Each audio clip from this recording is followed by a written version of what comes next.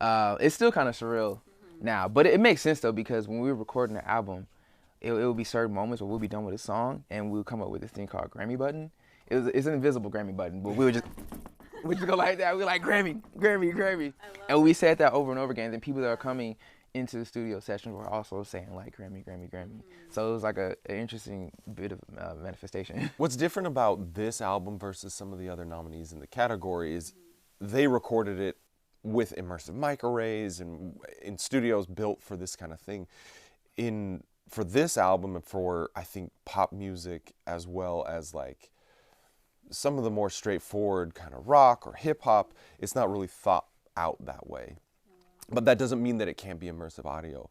And that's why I think this is a really interesting turning point for immersive audio and for spatial listening and spatial music is because we can get the files, we can get the songs, we can get the recordings, and we can turn it into that.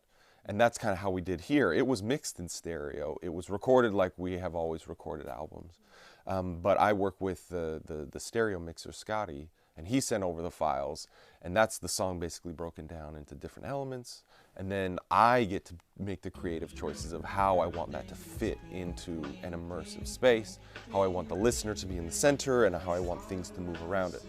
The difficult part is you have to keep the essence of the actual song, so that when people listen to it on headphones or on other mediums and not like in the studio here, that it still sounds like the song without making it too crazy.